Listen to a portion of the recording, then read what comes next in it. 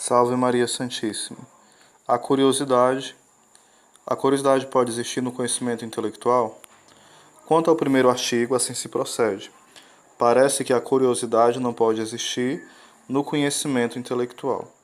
Com efeito, de acordo com o filósofo, nas coisas que são por si boas ou más, não pode haver meio nem extremos. Ora, o conhecimento intelectual em si mesmo é bom, pois parece que a perfeição do homem está em que o intelecto passe da potência para o ato, o que se dá no conhecimento da verdade.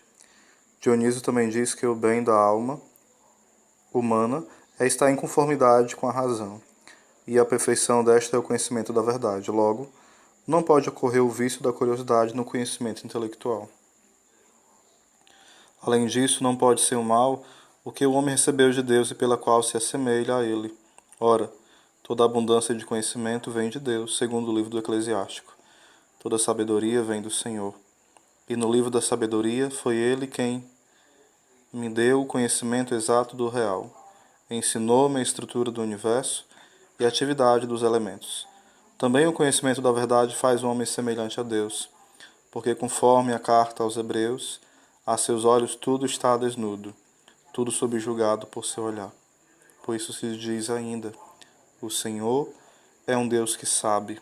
Portanto, o conhecimento da verdade, por abundante que seja, não é um mal, mas um bem.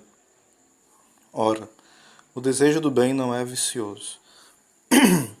Logo, não pode haver vício de curiosidade em matéria de conhecimento intelectual.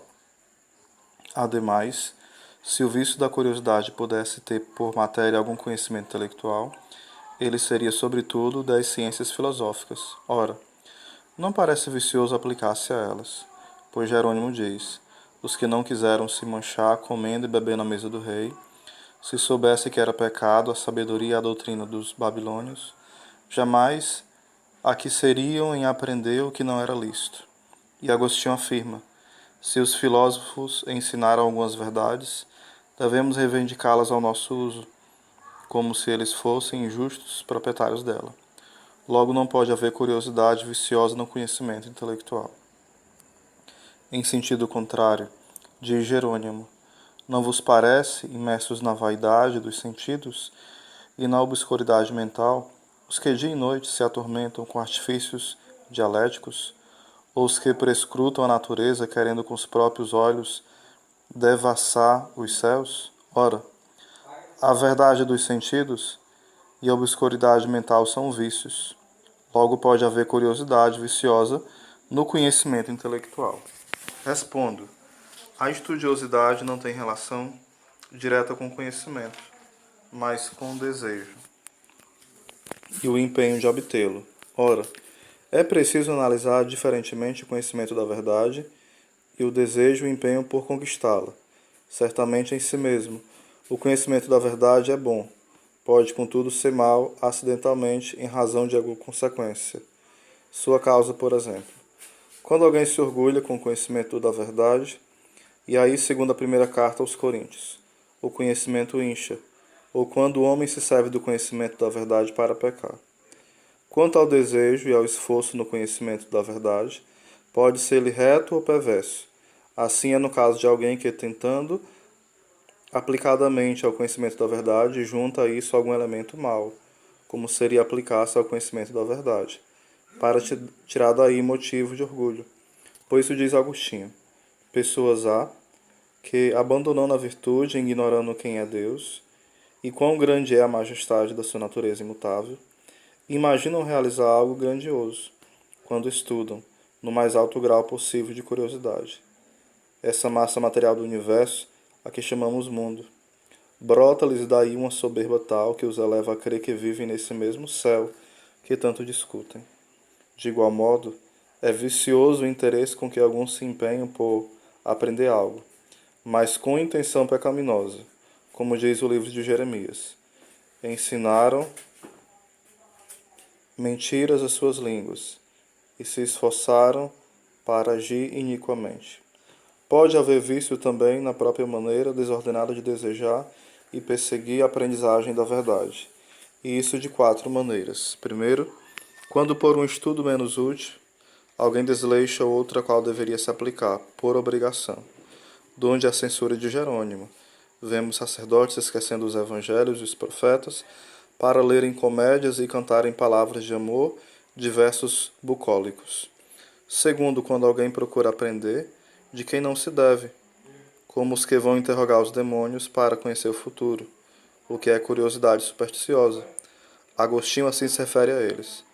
Não sei se os filósofos, pela curiosidade viciosa de consultar os demônios, não ficam impedidos de receber a fé. Terceiro, quando o homem deseja conhecer a verdade sobre as criaturas, sem se reportar ao fim devido, ou seja, ao conhecimento de Deus.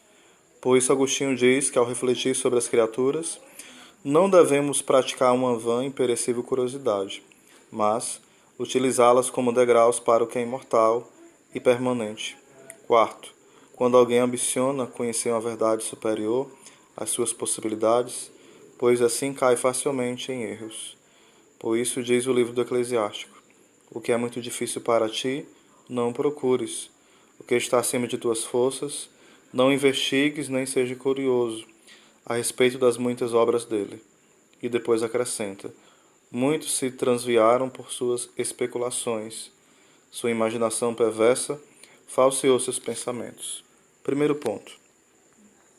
Portanto, deve-se dizer que o bem do homem está em conhecer a verdade, mas o seu bem máximo não está em conhecer toda e qualquer verdade, e sim em conhecer perfeitamente a verdade suprema, como a mostra o filósofo. Pode então haver vício no conhecimento de certas verdades, na medida em que essa busca não se ordena devidamente ao conhecimento da suma verdade, na qual se acha suma felicidade. Segundo ponto. Deve-se dizer que a objeção demonstra que o conhecimento da verdade é bom, em si mesmo, mas isso não impede que determinado conhecimento dela possa ser usado para o mal ou para desejá-la de forma desordenada, já que é preciso também que o desejo do bem seja devidamente regulado. Terceiro ponto. Deve-se dizer que em si o estudo da filosofia é lícito e louvável, em razão da verdade que os filósofos encontram por revelação divina, como diz a carta aos Romanos.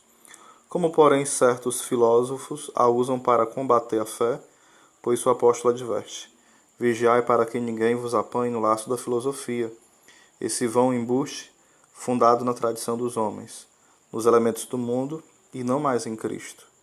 E Dionísio, a respeito de certos filósofos, escreveu: usam as coisas divinas impiamente contra Deus, tentando destruir o respeito a ele devido mediante essa própria sabedoria que vem de Deus.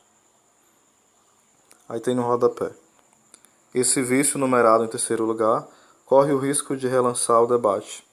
Para Santo Tomás, que todavia não é suspeito de recusar às ciências sua legítima autonomia, trata-se de uma curiosidade vã e perecível, buscar a verdade relativa às criaturas, sem referir-se ao conhecimento de Deus. Até aí ele segue a Santo Agostinho. Mas muitos temerão essa influência do fim último sobre a pesquisa científica. Houve, depois de Santo Tomás, abusos históricos nesse sentido. O debate está longe de se encerrar. Mesmo Santo Tomás parece ter tomado partido no único sentido aceitável para quem quer que crê em Deus Criador e fim último de todo o universo, incluindo as inteligências. É a questão 167, o artigo 1 da Suma Teológica.